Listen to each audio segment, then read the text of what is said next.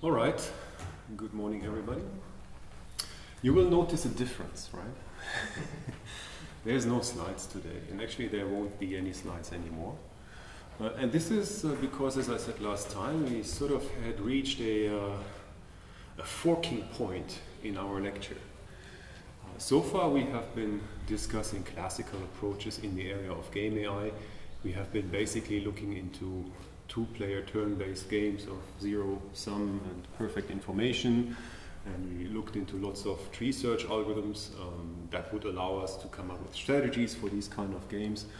And then lately we already began to look into the problem of path planning, which is of course a problem that is not quite so prominent in two-player turn-based games, but more in modern computer games, modern video games. And you know that a considerable part of this lecture is supposed to be about not just classical AI techniques, but also more recent, or say more modern machine learning techniques, and how those could be used in computer games. And if you remember the last time, we have been talking about waypoint graphs. We've been talking about the problem of path planning using these waypoint graphs.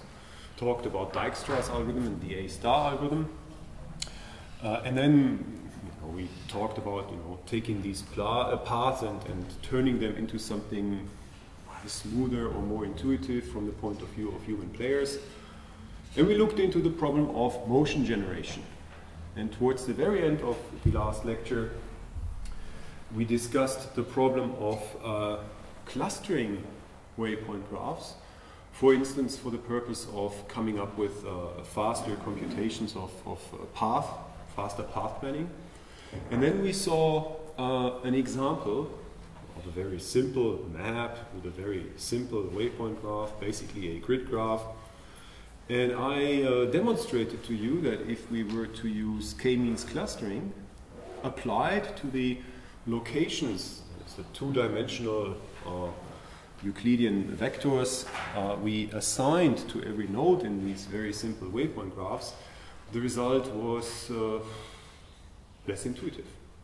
The K-means algorithm happily clustered points together where we could immediately see that waypoints that were assigned to the same cluster actually were in different rooms of the map, and that it was impossible for a player to transit from one such waypoint to another because there was a wall in between. There's hope. I also already showed you an example as to spectral clustering of such waypoint graphs. And we'll talk about that in the next lecture. But today our topic will be K-means clustering.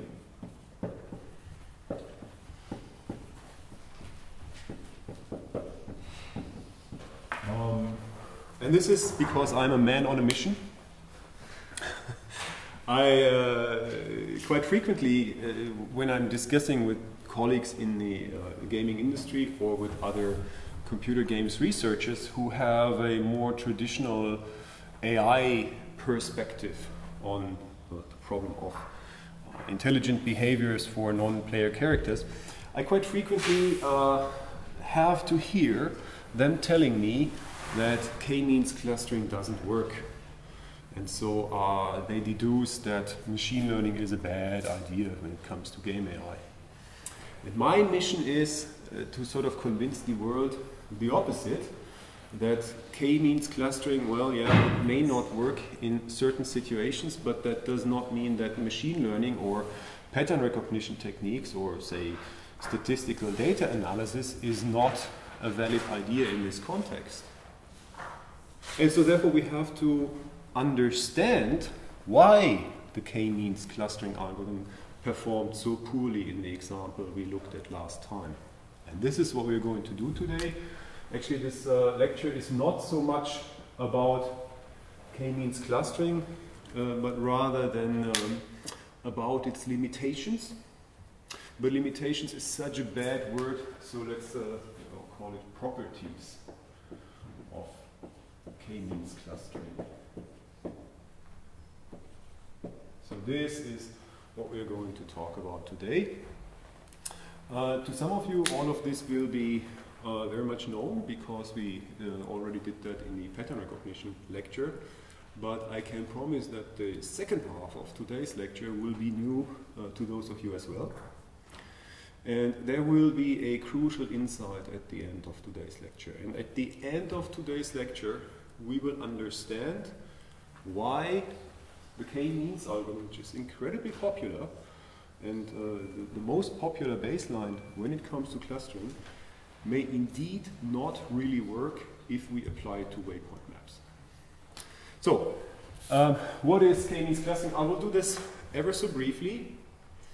In particular, if you are interested in details about the K-means clustering algorithm, I will not repeat what we did in the last semester. You can go to my ResearchGate page. So you go to researchgate.net. You look for my name, Bauckhage, and then you look for my contributions, and you will find that I have a couple of lecture notes uploaded there on ResearchGate, and there is a lecture note on K-means clustering. It's about 5 pages, sort of compressed to the max. If you're interested in more details than we are going to expose today, go to ResearchGate, search for my name, and search for my lecture notes on K-means clustering.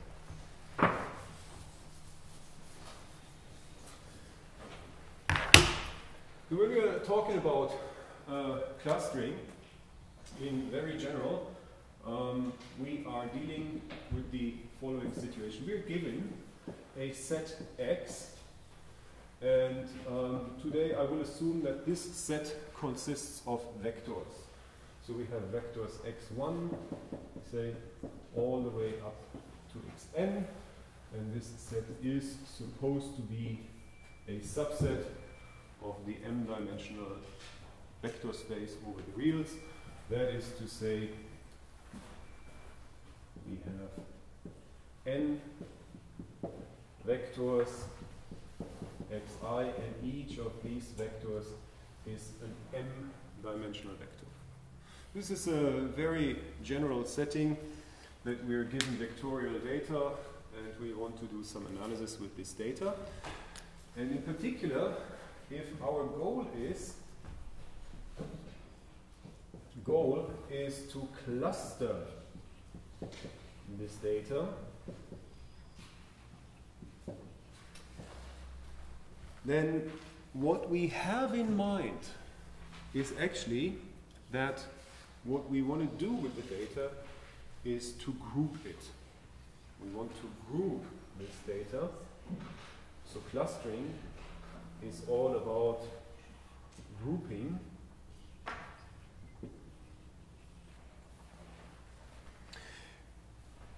And that is, of course, to say that we are interested in detecting substructures, in detecting latent structures or regularities in an arbitrary set of, in our case, vectorial data. So we are interested in detecting, what do I have here, internal structures. Internal, or let me say latent structures. That is what clustering is all about.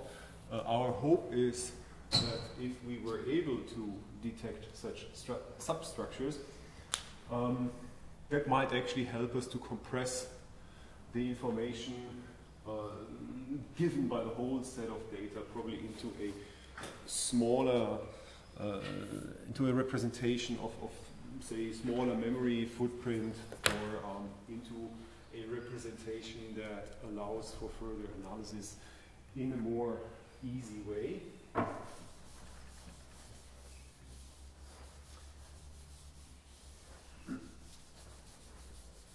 And apparently, well, intuitively we can agree, let's try to group the data, let's try to detect substructures, but of course the question we have to ask is, how do we represent substructures?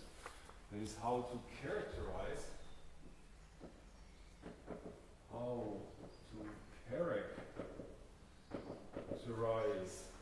structures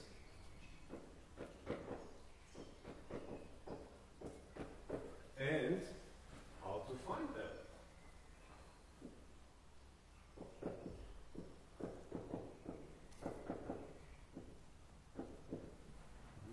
And we will see that next time when we study a clustering algorithm that is probably less well known than K-means clustering. There are numerous answers to these questions. And there are indeed numerous approaches for clustering out there, numerous different clustering algorithms. And their differences in the end basically boil down to differences in the notion of substructures and how to represent them and how to find them. But today we'll look into K-means clustering, and so therefore the answer for these two questions from the point of view of the K-means algorithm is that substructures are subsets.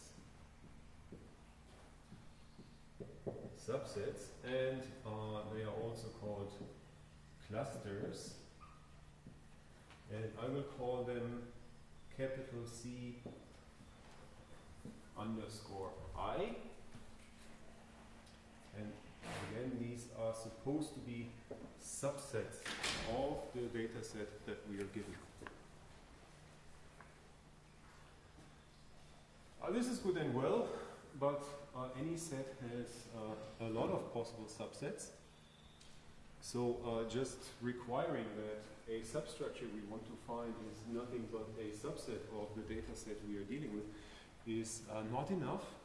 We have to be more specific as to the nature of these subsets.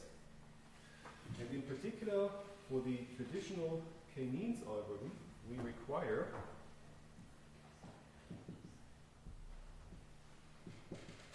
three things.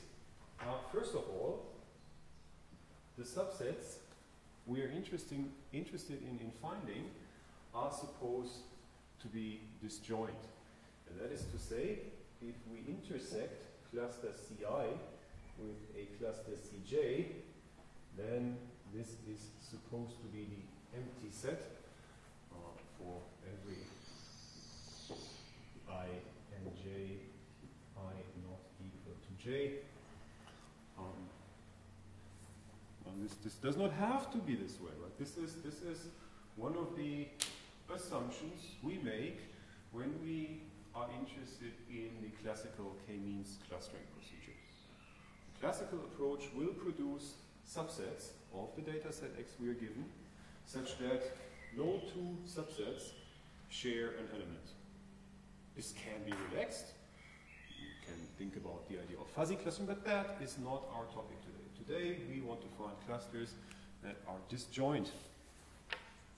And the second requirement would be that the union of all these clusters obviously produces the data set we start with.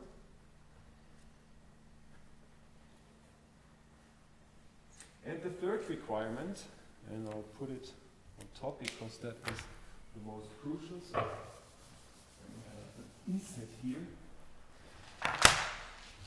So we go back up.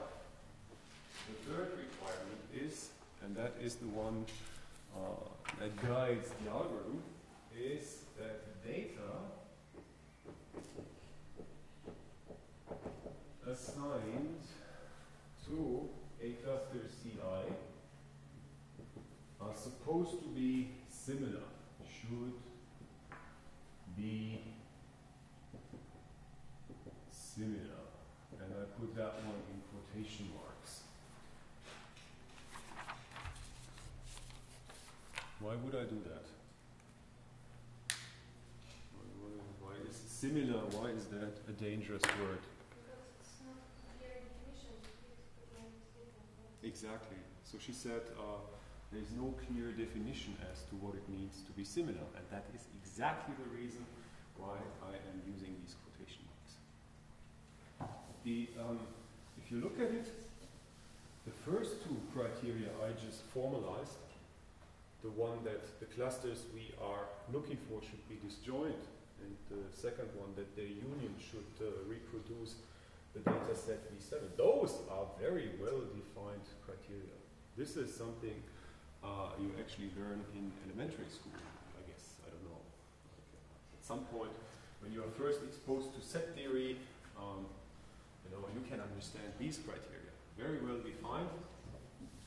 But what does it mean for two elements, objects, data points, vectors, whatever, let's call them data points. What does it mean for two data points to be similar? And there are many answers to this question. What does it mean to be similar? Different methods, different clustering algorithms have different answers to this question. And again, differences in different clustering algorithms basically boil down to differences in the notion of similarity. But again, the answer given by the K-means approach is a rather simple one, a rather practical one, and a rather popular one. When we run K-means clustering to identify a couple of subsets or clusters within a given data set, what we do, and whether we do it implicitly or not, explicitly or not, this is like depends on our understanding of this algorithm, but what we actually do is that we represent each cluster Ci by means, I should say, using this is not the means of K-means, by means of a centroid. And these centroids are typically called vector mu I, and they are, of course, of the same dimensionality as the data we are considering. And that is to say, if we do have this notion of the centroid vector of a cluster, we can then mathematically formalize one idea of what it means to be similar. In particular, we could say that if the distance, the Euclidean distance of some data vector xj to a centroid vector mu I is less than the distance of the data vector xj to any other centroid vector mu L. So if this is the case for all I not equal to L, then we say that this data vector xj is an element of cluster Ci or should be assigned to cluster Ci. So once again, clusters are but subsets. And we say that all the elements we assign or want to assign to a subset, it should have the property that they are similar to each other. Similarity is rather ill-defined, and there are many different approaches as to how we can formalize this rather intuitive notion of similarity. And one idea is to say, well, if we are given a set of data points, we might as well compute their centroid vector, that is the mean vector. And if we had this centroid vector of a cluster, we can then say that if a data point, some xj, is closer to centroid mu I of cluster Ci than it is to any mu L of any other cluster Cl, well, in that case, data point xj should be assigned to cluster Ci. This is something we can compute. This is something we can compute. And this is great because this idea of formalizing the notion of similarity immediately provides us with sort of a problem we can solve. And that is to say, if we accept that we are going to express similarity in terms of distances to cluster centroids, well then, the problem of K-means clustering, so given some data set, X, consisting of n vectors in m dimensions, given such a data set, let's group it into subsets. How would we do that? Using K-means, the problem of grouping basically becomes the problem. So K-means clustering basically becomes the problem of finding suitable centroids. This is something that has to be computed from the data we are given, but now we can express our problem in terms of the problem of finding a couple of vectors. And, well, it's not just that we want to find some vectors, we could arbitrarily choose k of them and then we're done. That does not probably give us a good clustering. So we actually have to minimize an objective function in order to find suitable centroids. And that is K-means clustering is to minimize the following objective function. So when we're doing optimization, we always assume that there is an objective we indeed want to optimize, maximize or minimize. In our case, we're interested in minimizing. I'll write it like this. E of k, k is the parameter is indicating the number of clusters we are searching for. Can be different numbers, 3, 5, 17, I don't care. K is the number of clusters we are interested in. And let me write it down. This is the sum where I ranges from 1 up to k. So this is a sum over the number of clusters we are interested in finding. And then we have another sum, and this one is the sum over all data points xj assigned to a cluster ci, and what we want to minimize is the distance between these data points and the corresponding cluster center, and just for convenience I square the distance. Distances are numbers greater or equal than 0. If we square them, we don't mix up ordering relations, and actually the square of something that is greater or equal than 0 is also greater. This is okay, we can square that, and I'll do that for convenience. And this minimization must happen, or should happen, over all choices,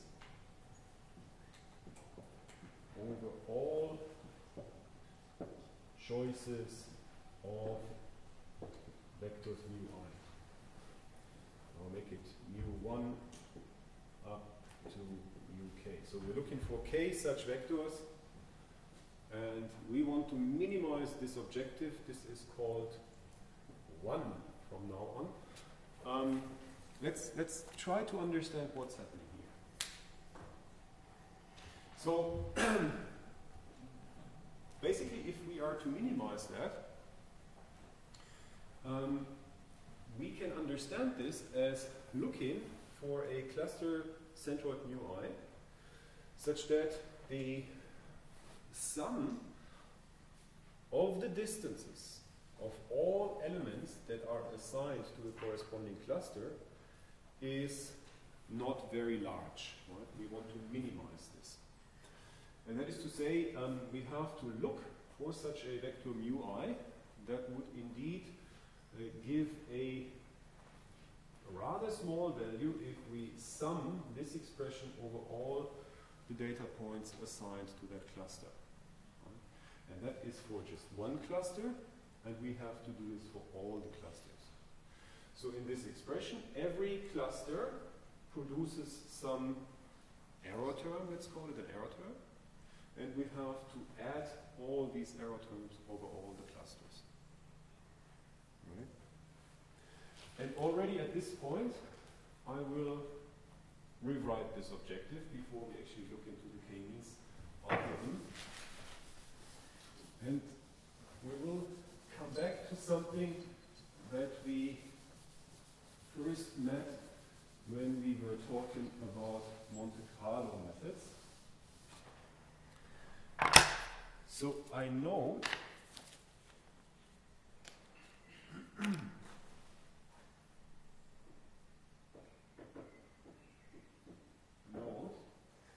that if we were using indicator variables,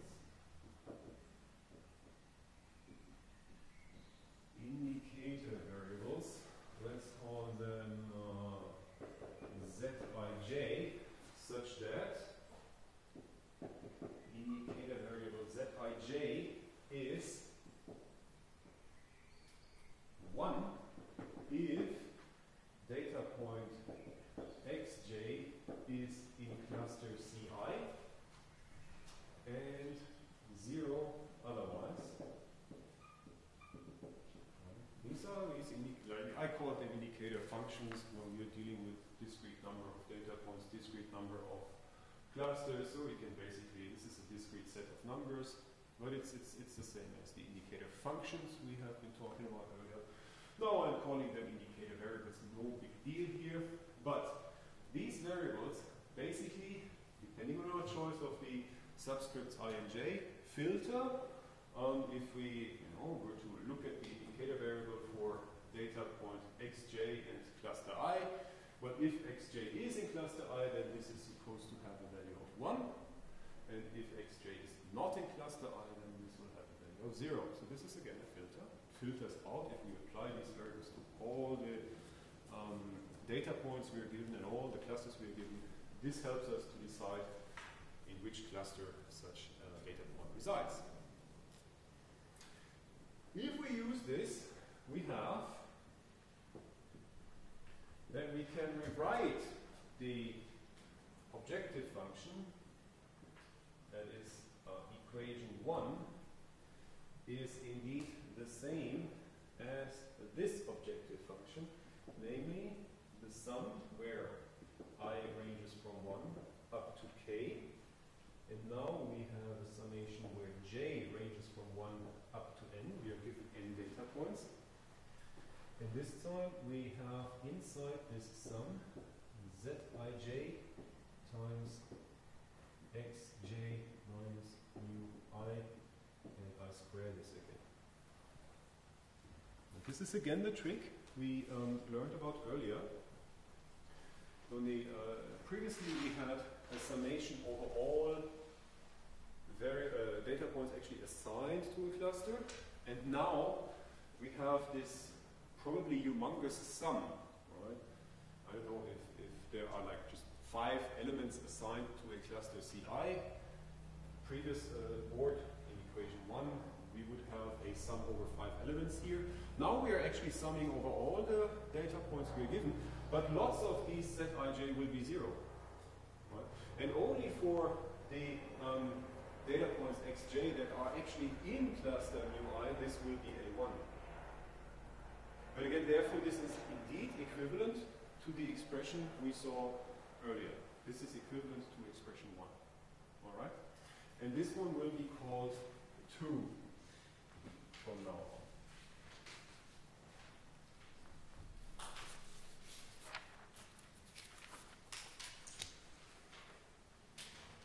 AI equivalent, this like no different. This if you were to write a program that does this one would have to compute longer for loops. It's like less efficient, but from the point of view of mathematics, it doesn't make a difference. And we actually never going to compute this here. But 1 and 2 are indeed the same if we define these indicator variables like that. Now, this looks very innocent. This looks like, I mean, this is a function where we sum over the number of clusters, and then we sum over the number of data points, and then we evaluate some Euclidean distance, squared Euclidean distance, and then we look for, and probably you can derive this objective with respect to mu I, and then equate the resulting equation to 0 and try to solve for mu I. That doesn't work. This looks very innocent, but is indeed a very difficult problem. A very difficult problem. Now, depending on whom you are talking to, people call this NP hard. There's actually a rather recent paper in, I guess it was the Journal of Machine Learning, where they show that these kinds of optimization problems are NP hard. Again, I have been talking to a colleague in the area of game AI. He had a different understanding of NP hardness, so be careful here. All I can say is that these problems are very, very difficult. And even if the embedding space of the data we're talking about, say, it's just two-dimensional, so we're talking about two-dimensional vectors, and we are given a set of two-dimensional vectors, and we do want to find two subsets that would minimize this criterion. That is, we were to look for two centroids, mu1 and mu2, say. Even in a very simple setting like that, depending on the nature of the data, it may not be really possible that we can find the optimal solution. So this objective function, in other words, may have numerous local minima. And we may come up with an algorithm that minimizes this objective function, but we do not have a guarantee that the minimum it will find, that is, that the centroid vectors it will find, actually provide the best solution possible. There is no algorithm known today that would guarantee that.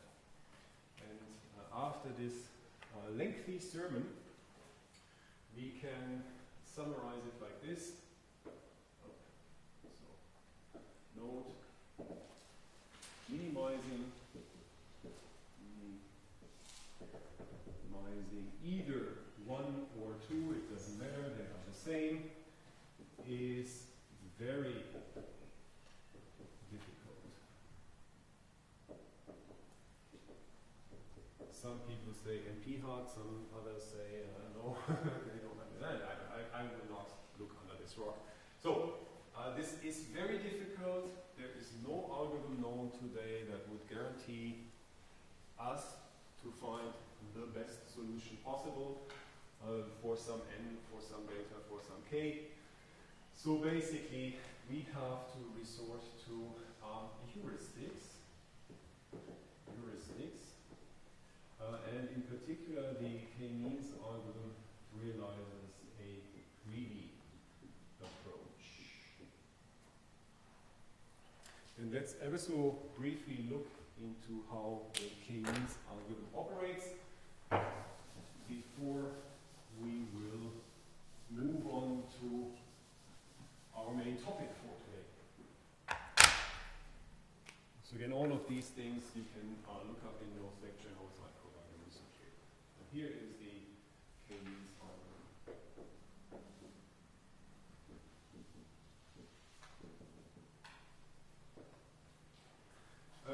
At first, we initialize some iteration counter. Let's call it t, and we set this to 0.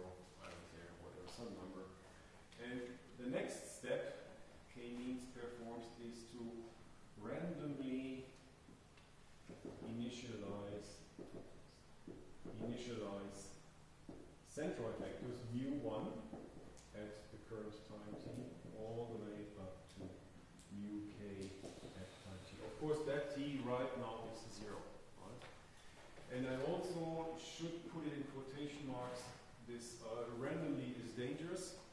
There's a lot of research going on as to what it means to come up with a good initialization for the K-means algorithm. So randomly in quotation marks.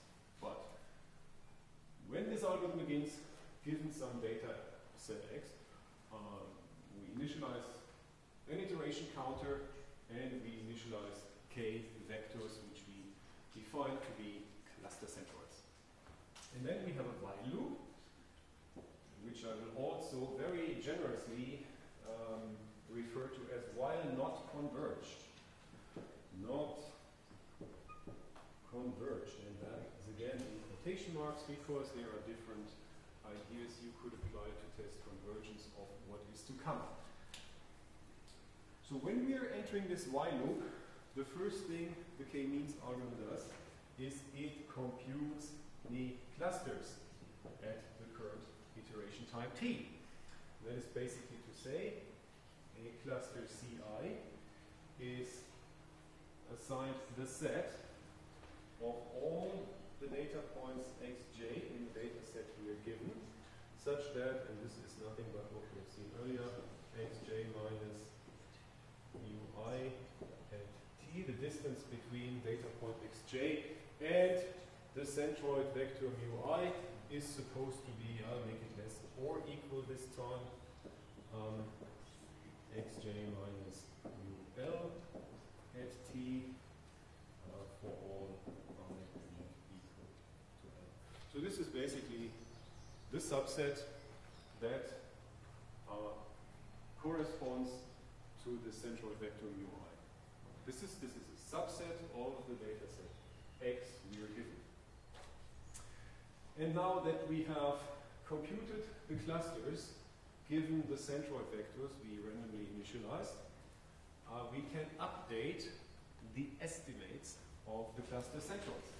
And that is to say that the next thing this K-means algorithm does is it updates these centroid vectors, so it computes a new I should say, for t plus 1. And this is simply the geometric mean 1 over pi. There's the sum over all xj in cluster Ci xj. Right, and this ni is just the size of the cluster Ci at time t. So this is indeed the geometric mean of all the data points assigned to cluster Ci. We start with some random initialization of the centroids. Given the centroid vectors, we compute the corresponding clusters. Now, once we have these clusters, we might have to adjust our estimation of the centroids, and we adjust them to become the geometric mean of every cluster. And then this iteration counter is increased, and this happens again and again and again until this converges. And again, there are different things for what it may mean, for what it may mean for this algorithm to have converged. For instance, you could say, well, I'll do this 100 times, and if you exceed a maximum number of iterations, you just stop. You could say, well, if all the clusters at time t are exactly the same in the sense of they contain exactly the same elements as at the previous iteration, well then we can stop, because then the assignment of data points to clusters doesn't change anymore. That would be another thing to test for convergence. Or you might want to look at the size of the displacement of your centroids. Like at the beginning, you have some centroids and they might move around like crazily, but eventually they just jitter around, and probably it might be a very difficult problem. You could run this forever, but the updates of the centroids would not be very large anymore. So we say, well, if the difference between the current centroid vector of a cluster and the previous one is very small, and that holds for all the clusters, then I can stop. So there's many ways of testing convergence. This is the K-means algorithm, and as this is rather, I hope, well known, a lot of you know this. For those of you who see this for the first time, have a look at the lecture notes on this page. We're not going to discuss this. We discuss problems with this. Or not, yeah, problems is such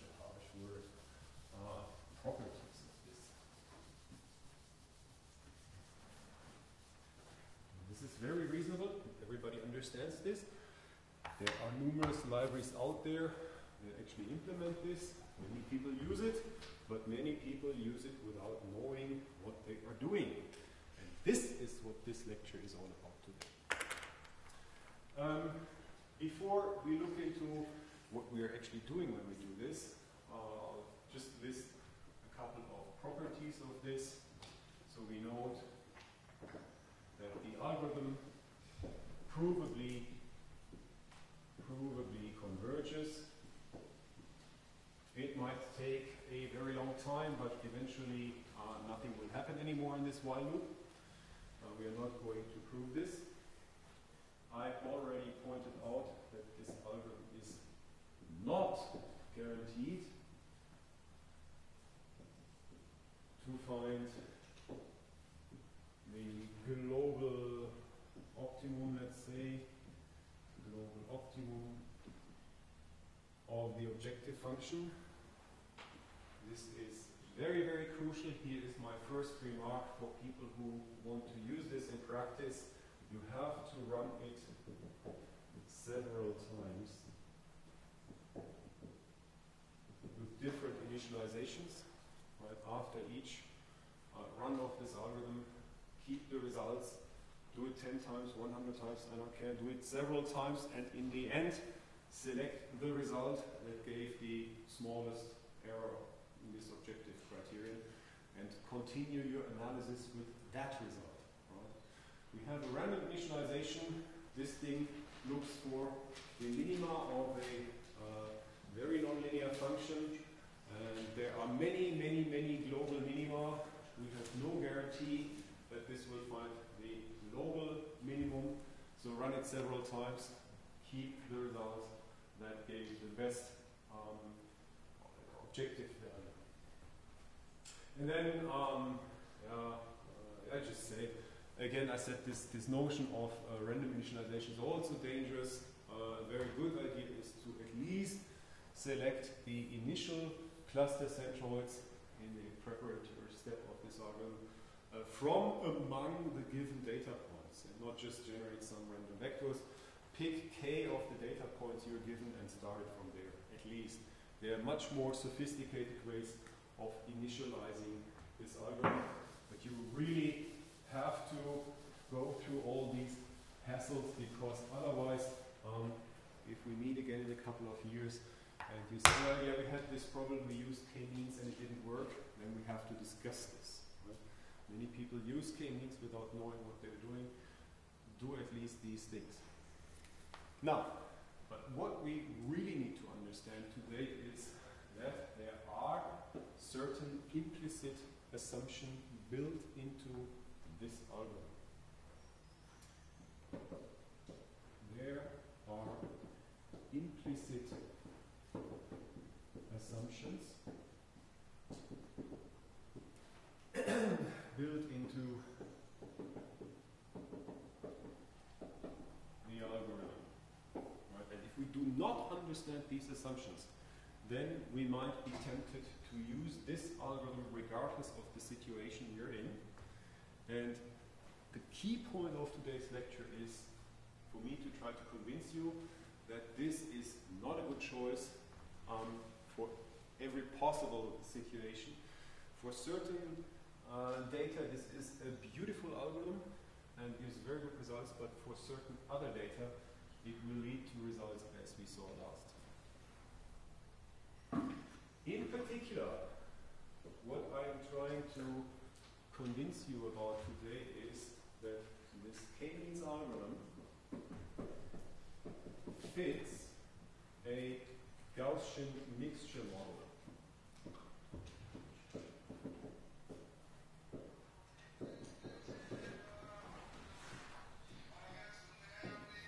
So this is abbreviated GMM. Right? This is what we will be looking into today. Why is it, or how could we understand that K-means clustering is a specific form of Gaussian mixture modeling?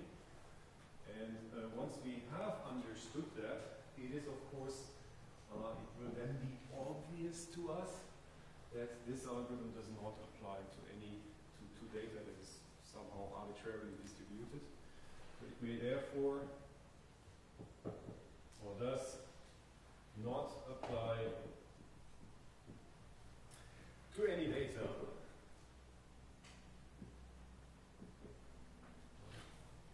this is what we're going to try to understand right now.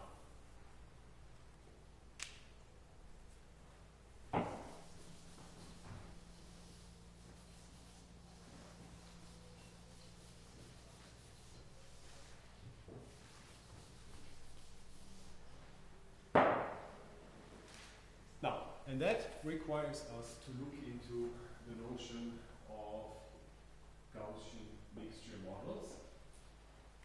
And we set out, as we did when we looked into what it means to cluster a set of data which we assume to be given in the form of a number of n-dimensional vectors.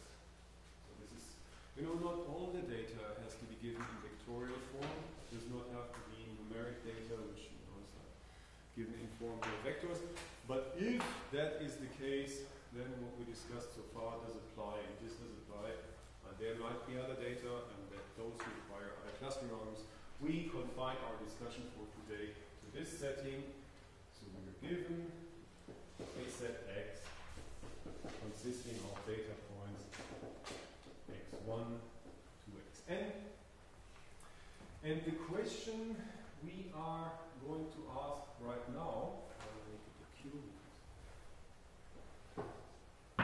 The question we are asking is, what is the probability for us to observe such a vector? That is, what is the probability of one of these data points at J?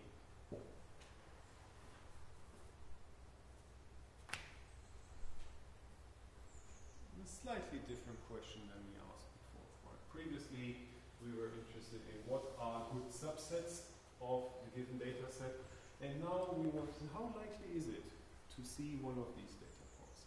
But given the whole data set, can we infer certain structural properties from the data set that would allow us to actually answer the question, how likely is it to observe a particular data point?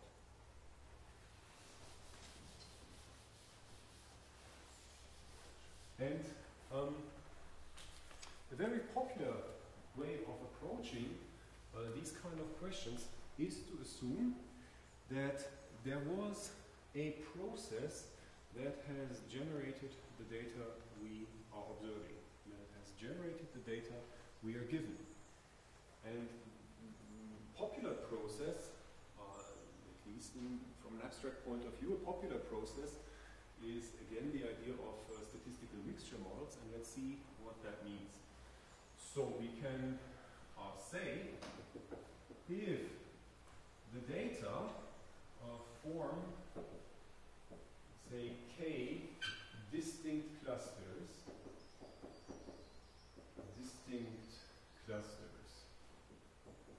so somehow the data we are given is indeed clustered, contains substructures, then it may result from the following generative model. From the following generative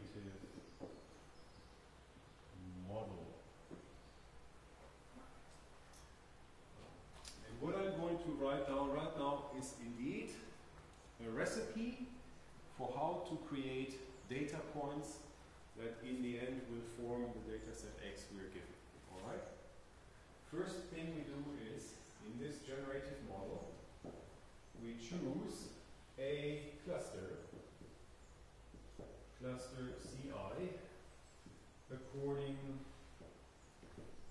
to a probability P of CI. And since these are supposed to be probabilities, we have to require that the sum over all the I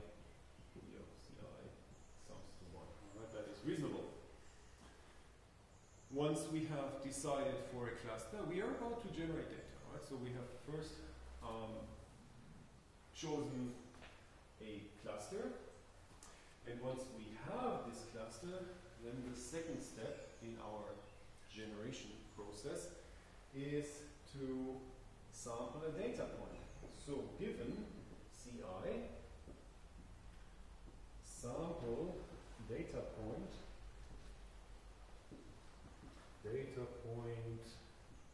x according to a probability, conditional probability for x given cluster Ci. Okay, let's look into an example, and I try to come up with an example that would have to do with game AI. Suppose you are conducting a survey out on the streets, and you ask people for their age, and you ask people for the number of hours per day they play computer games. All right?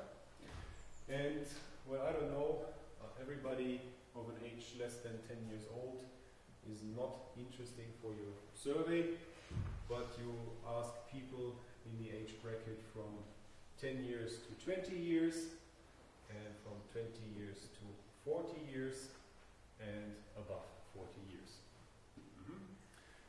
Let us assume we know that for people aged between 10 and 20, the average age, say, was 15. If we pick, random people out on the street, or ask them if they are between 10 and 20 years old, and then hopefully on average they might be 15 years.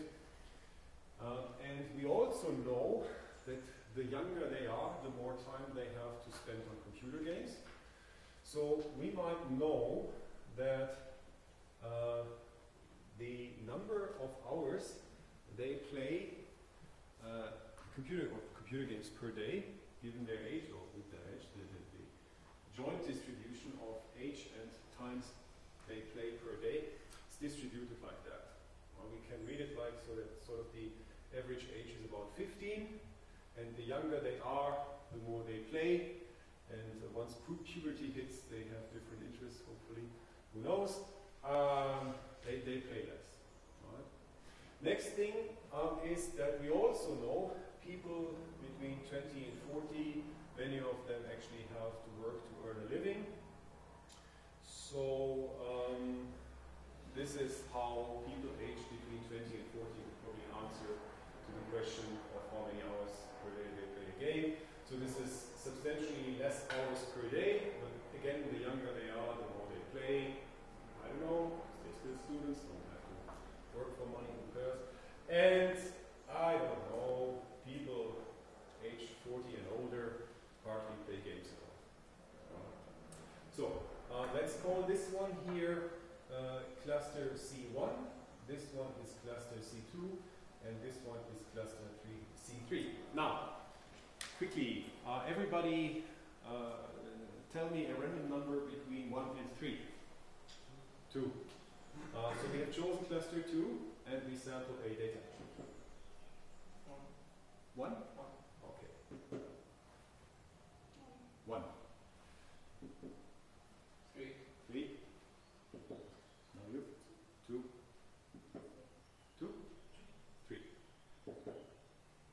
2. 2. And I guess the lady over there. 1. All right. Well, this is beautiful. I don't know how it happened, but this is great.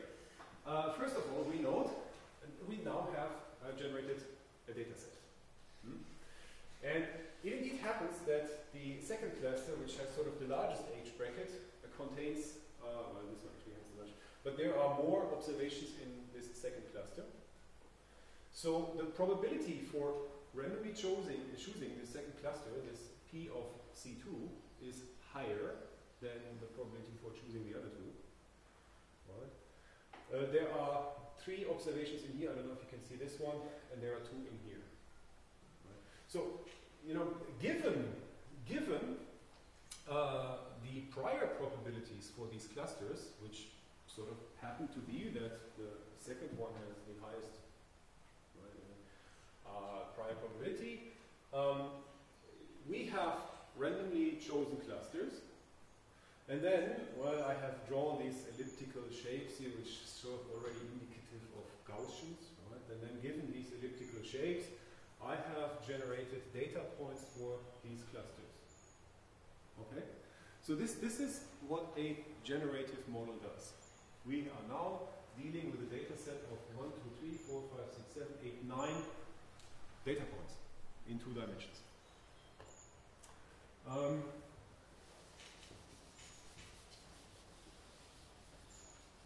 Now, we have to finish this sentence here, because if this is the process that generates the data, then we can answer the question about the probability of observing such a data point, because then probability for observing a specific data point xj is indeed given as the sum where I ranges from 1 up to k is 3 in our example, and then p of xj given cluster ci times p of cluster ci. Now, in practice, we are always dealing with the inverse problem.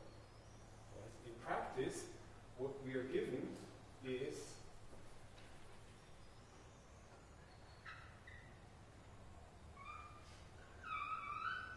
this. We don't know about clusters. We don't know about their priors. We are given data. And given that data, we actually have to identify the clusters, identify their priors, and identify the distribution within a cluster. This is the problem we are actually dealing with. And if we were to run K-means on the data we are given there with K equals to 3, it would very likely indeed find 3 clusters, one over here, one over here. This is great. We already see that K-means in the form we discussed so far does not provide us with priors for these clusters, no prior probabilities. And it also does not provide us with internal distributions, but it would find 3 clusters, right? Right now we're talking about Gaussian mixture models, and so therefore I shall simplify the generative model that created this data. Actually, you know, I have drawn these elliptical shapes, very indicative of Gaussians anyway, but I erased it. Let me write again. So we just saw that this can be written probability observing a certain data point, sum where I ranges from 1 up to k, p of x given ci, p of ci. So in reality, our problem is to determine this and to determine this. Right? And these are very abstract ways of just writing it down. I mean, that could be anything. This could be a Gaussian distribution, but it could also be, I don't know, whatever, Weibel distribution. We talked about Weibels earlier. We don't know. Right? So, therefore, usually if we are given some data like this and have to, our problem is to structure it, to come up with an abstract representation of this data, we have to decide for what to plug in here and what to plug in here, and then try to optimize parameters of whatever we plugged in here and whatever we plugged in there. Right? And so I will simplify this very general way of expressing what is going on when data like that is being created. So we'll look at simplifications.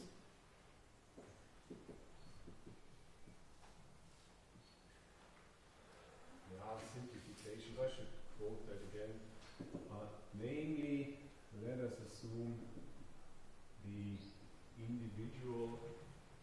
clusters were distributed according to Gaussians. So first thing, I will simplify. Instead of writing P of Ci, I will write that as pi I. Beautify this pi. So this is pi I. And this is just because, you know, this is less burdensome to write than to write this.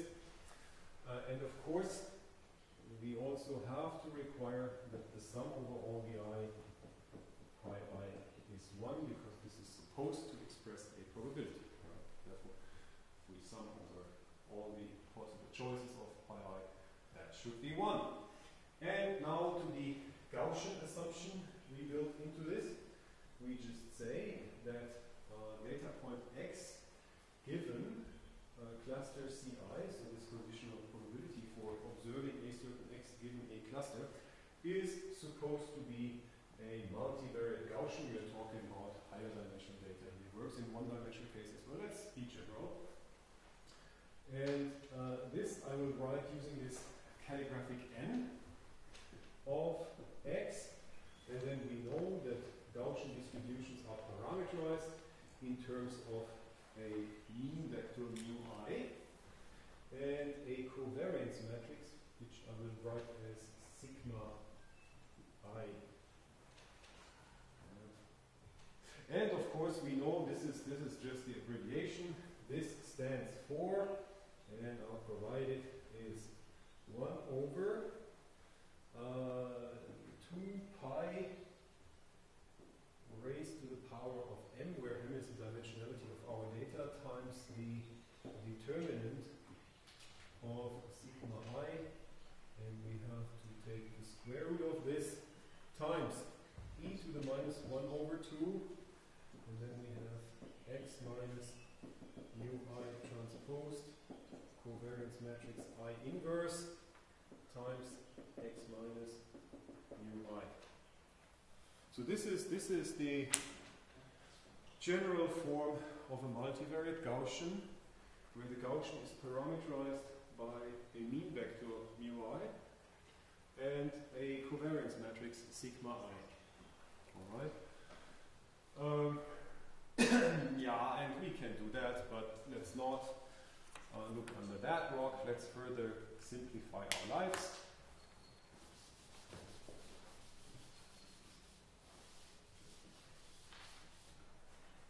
Here is a further simplification.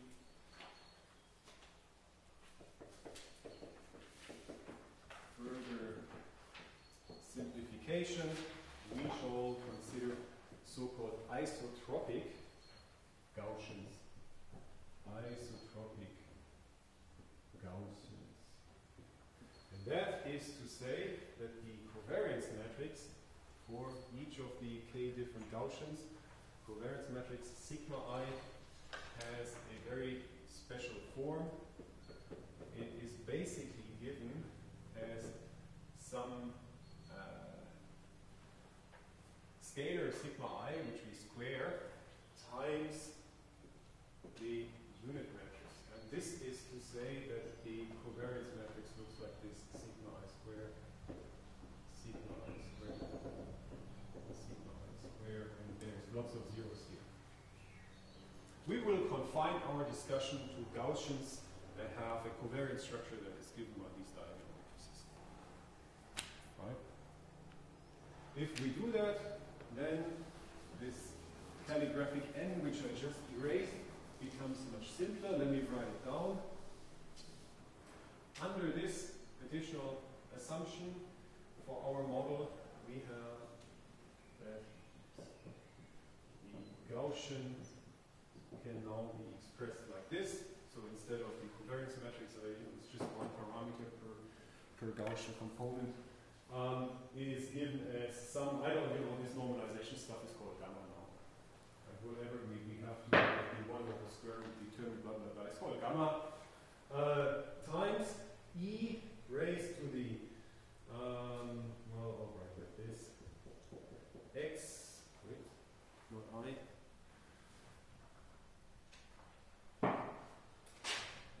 vector x minus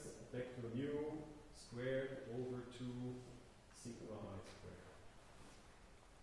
Right. Because we confine our discussion to the following covariance structure for each of the Gaussians we assume is a part of our model. We have them to have diagonal covariance matrices.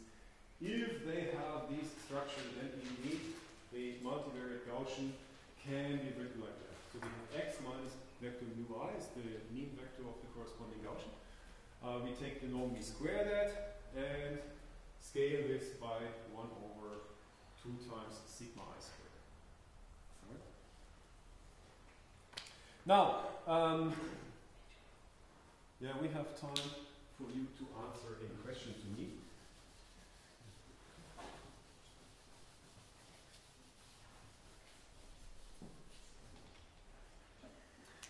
So here's my question. Is this probability of observing a data point x, which we now sort of express as a sum over I, pi n of x given mu I sigma I squared, is this a probability density function? I said, well, the probability of observing such an x is given by this sum over several Gaussians, where we have some prior here. Is this indeed a PDF?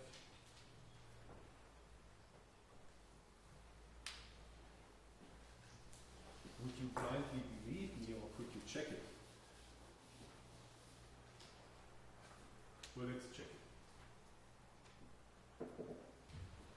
A good thing to do would to look at the integral over the whole space we're dealing with, right? And if that was a probability density, then that should integrate to 1. Right? So let's see if this is the case. We basically have to integrate the sum pi times the guy. I'll drop this second part here, pi dx. Right? We integrate the expression on the right hand side, the whole space we are dealing with. Now we have an integral over a sum. This is basically a sum over integrals. Right? We can switch these two things. Let's do that. So we have sum over I integral pi I normal distribution of x dx.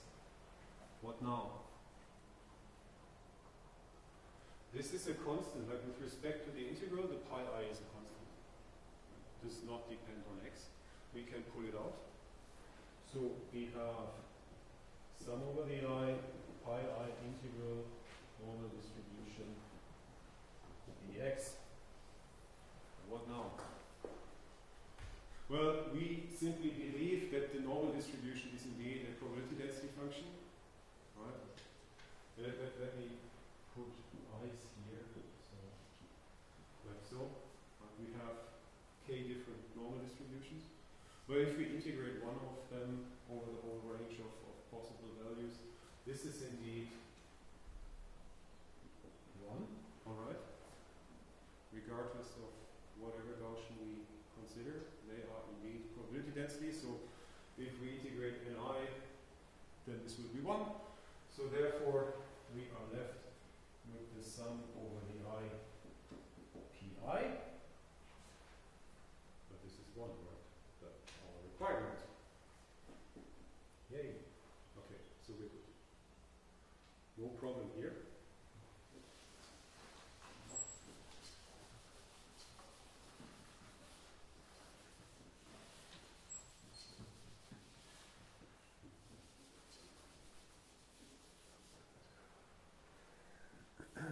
Yeah, what next? Now it's time to think about how to determine the parameters of the model. So we're given data, and we boldly assume this data has been generated by a mixture of Gaussians, where each Gaussian is isotropic.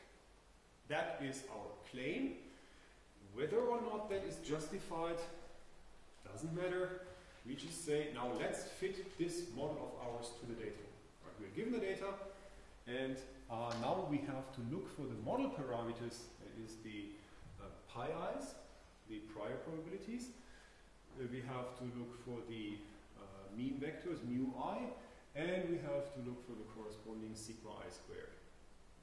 They have to be determined from the data so that they give the best explanation under the model we assumed. Our problem is to determine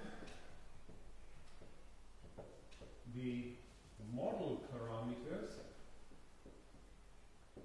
and I shall call them vector theta, or set, I don't know, this, I use this theta with an underscore, but now so usually I use this to indicate vectors, but here is actually a set. It doesn't matter. I just need a name for what is in this set. And in this set, we have P1, mu1, sigma 1 squared, and as we have k components in our generative model, pk, vector mu k, and sigma k squared. So we have k components in our mixture model. Each of these components has 3 parameters. One of the parameters is actually a vector, but these are the model parameters. We have to determine that. How do we do that? And I'm looking at a couple of people. What do we do? How do we compute model parameters? We use maximum likelihood. Right? Our approach will be maximum likelihood.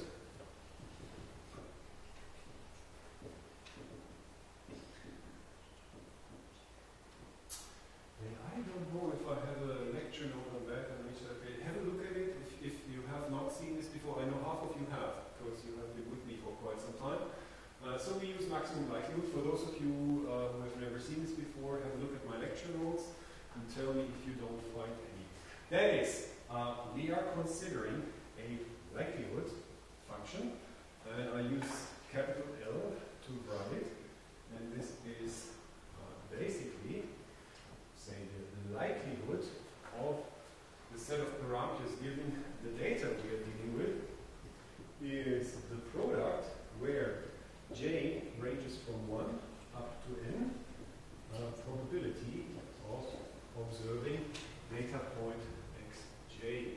So we, when we write this down, we basically assume that each of these data points has been generated independently of each other, so that their joint probability is just the product over their probabilities. And of course we know how to expand this one. So this is the product where j ranges from 1 up to n. And now sum over k, I'll make it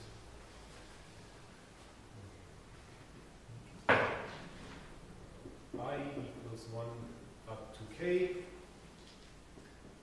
pi I, normal distribution I, x j given mu I sigma I squared. This is the so-called likelihood function for our problem. We spent quite some time in the last semester studying these approaches, so I'll be rough about it today. Those of you who have not seen this, you may tell me like later, maybe next time, and I'll probably go back into this. But let's, for right now, accept that this is the so-called likelihood. And again, those of you who've been with me, we know that dealing with these things might be difficult. Products can become very small. That might lead to numerical instabilities on digital computers. We can also look at the so-called log likelihood, and the log likelihood is written with this calligraphic L of theta given x, and we just take the logarithm of that. So we have the logarithm of a product that is a sum now, so we sum where j ranges from 1 up to n, and then we have now a sum of the logarithms. So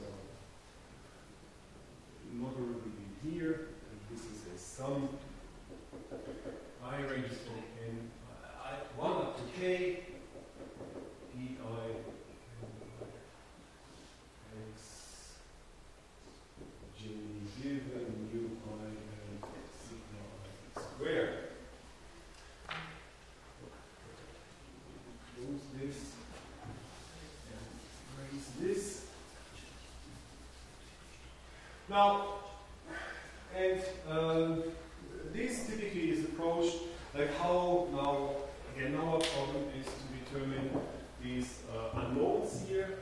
Right? We have to somehow come up with a way of assigning values to these parameters.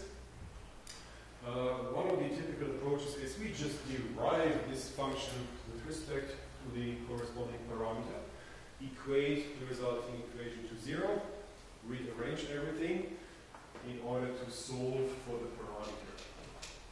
Unfortunately, that does not work in this case because for this particular log likelihood, that would lead to a system of coupled differential equations, and there is no closed form solution for that. So basically, if we want to compute optimal parameters from this log likelihood function, we have to do numerical optimization. And we already talked about situations where there is no analytical solution available to us, and then we talked about Monte Carlo methods. Here we do something else. So this is the likelihood, log likelihood function we are dealing with. The usual approach does not really apply here. And so therefore, we resort to an idea proposed by Dempster et al. That was in 77, yeah. Dempster et al. 1977. This is the famous expectation maximization paper. Probably one of the most important papers in all of computing in the 20th century. And the idea is as follows.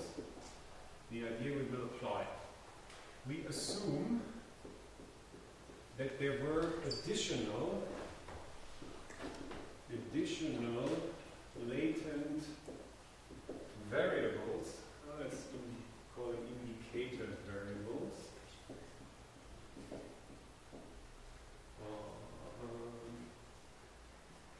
And I shall call this the set of these indicator variables capital Z.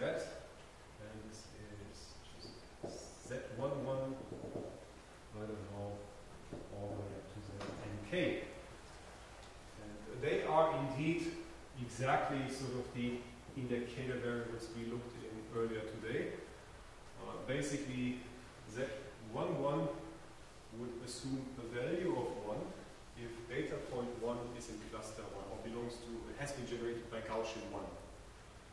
And nk would be data point n, if that was a 1, then data point n would have been generated by Gaussian k. And if they are 0, then they have not been generated by that Gaussian. We don't know these indicator variables, but if they were there, they would tremendously simplify our lives, as we will see in a second. As it stands at this point in time, we don't know them, so we have to add them to our model as additional parameters. And that is to say that we are dealing with the so-called complete likelihood. Complete likelihood. And this is a function L of theta given x and z. And this is written as the product j equals 1 up to n. And then the sum I ranges from 1 up to k. Now we insert the indicator variable zij. And then continues as we had earlier. Xj given mu I and sigma I squared. So this is the so-called complete likelihood. It is based on the assumption that we have more information than we actually have. But if we had this additional information, everything would become easier, as we will see in a second.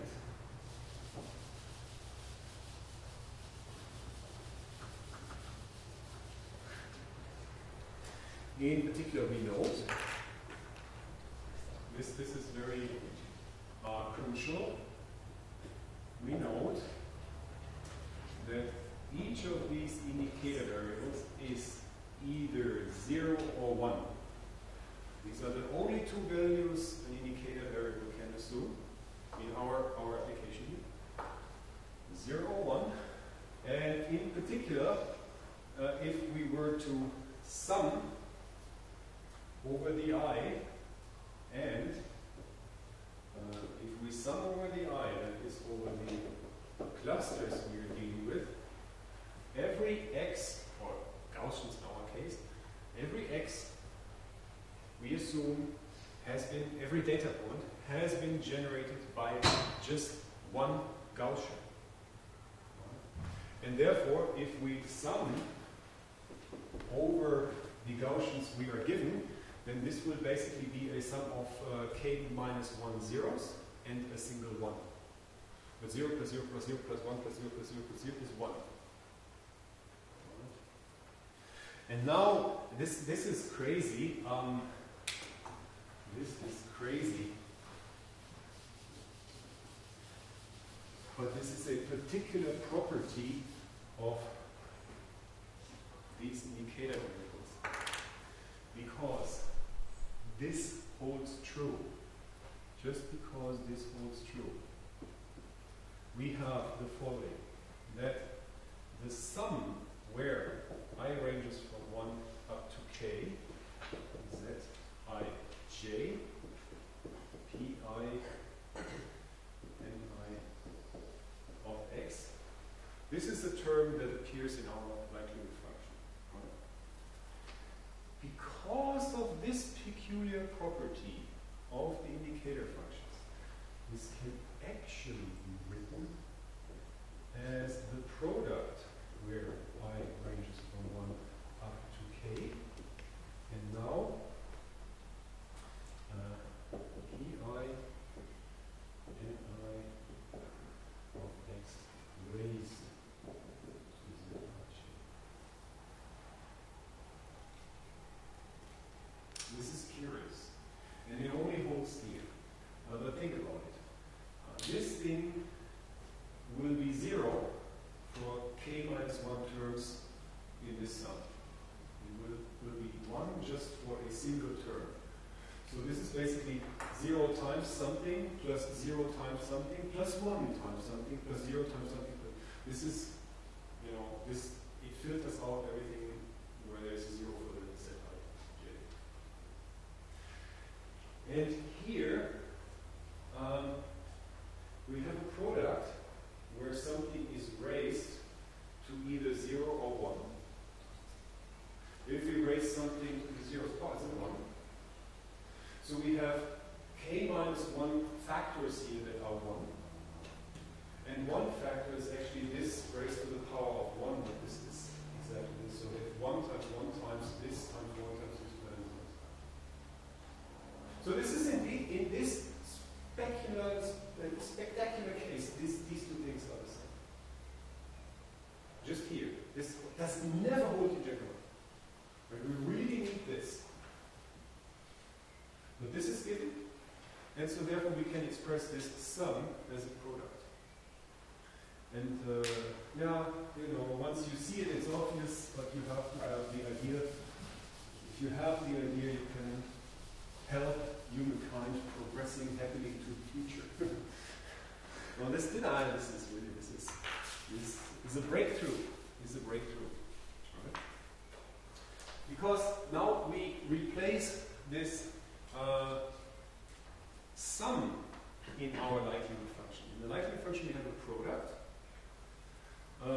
over all the data points times a sum over the components, like the k Gaussians. And now this sum will be replaced by a product, but then if we take the logarithm of that, it looks simpler, namely, therefore, and then we are done. The log likelihood of the complete log likelihood xz is, I'm already taking the logarithm here, sum ranges from 1 up to n. That was the first product that we had so far. And now this, in the original likelihood function, we had a sum, which we have replaced by a product now, but as we are taking the logarithm of a product is a sum of something. So I ranging 1 up to k. The zij were exponents. If we take the logarithm, they become factors. So they appear here, zij. And now we have to take the logarithm of pi I plus the logarithm of ni of x j. I'm skipping these additional parameters here. So this is what we're given, and I will write this in a slightly different form. I basically expand this here. So we have sum j ranges from 1 up to n, sum I ranges from 1 up to k, zij times logarithm of pi.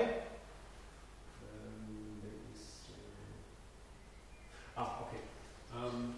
Yeah, I'll write down immediately because we have anyway j ranges from 1 up to n. I ranges from 1 up to k, 1 over 2 sigma I squared times zij times x j minus mu I squared. Right, what I did here is, if we take the logarithm of the Gaussian, right, this is something, the gamma is not in here, I don't care, this is not really important. This is e to the minus 1 over 2 blah blah. If we take the logarithm of that, we have a minus, and this 1 over 2 comes out in front, and then we have zij times this. Have we seen this before?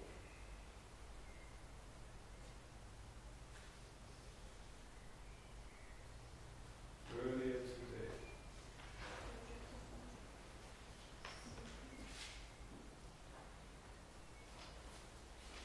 Just tell me a number.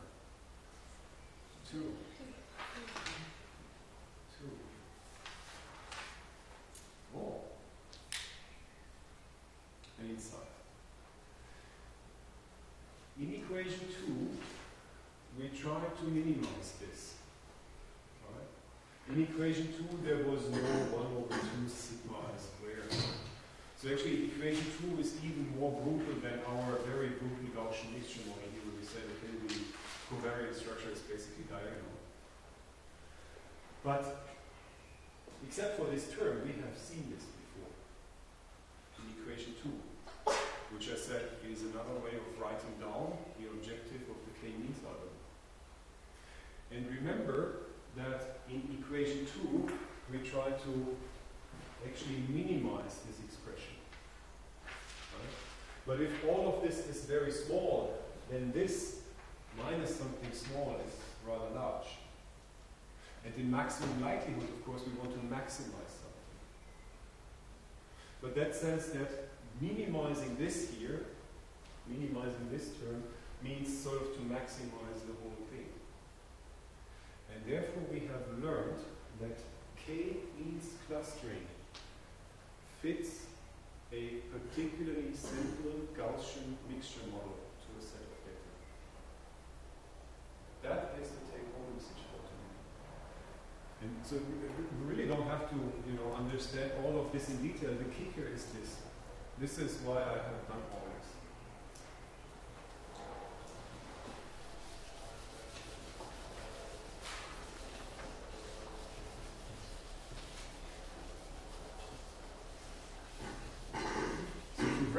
To wrap this up,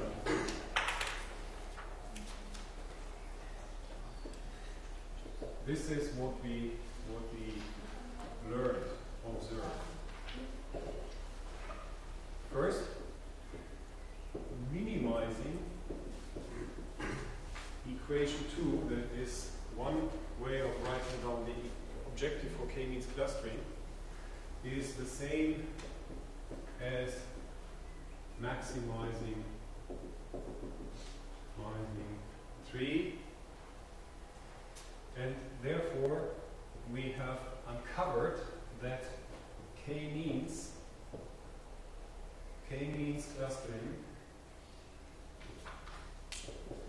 clustering is the same as fitting an isotropic Gaussian mixture model, where indeed even simpler is sigma I squared is 2, because it cancels out with 1/2. Actually, the sigma that all still appeared in our maximum likelihood function here, in K-means it's not there. Right? So it's a constant basically. It's a constant. But this is what we have seen. Right? And now we can understand why it is that K-means clustering may fail in certain situations. Because if we are dealing with data, let me just briefly show you an example of data where we immediately see that there are two clusters, but they are not block-like clusters. These data are not really distinguished into two convex subsets. Each of these substructures here is not really Gaussian. In situations like this, K-means would typically find one mean vector here and one here and come up with a cluster like this and a cluster like that. And they are isotropic, so basically circular structures, right? And that happens if the data is not inherently Gaussian. So for the example we saw last time with the waypoint map, that was not a collection of sort of equally sized Gaussian blobs. And therefore K-means happily tried to fit equally sized Gaussian blobs into the waypoint data and therefore produced results that did not really make sense. That is the take-home message for today. It is not a fault of the K-means algorithm that it didn't work, it's a fault of the human engineer who tried to attack this problem with the K-means. You have to know what you are doing. And now we know that K-means is Gaussian echelon. K-means clustering is Gaussian echelon. If you know that there are situations where you shouldn't apply K-means clustering. And next time we'll look into a different approach towards the problem of clustering, one that is more suitable for the problem of clustering waypoint graphs. Are there any questions? All right. If not, then see you on Monday.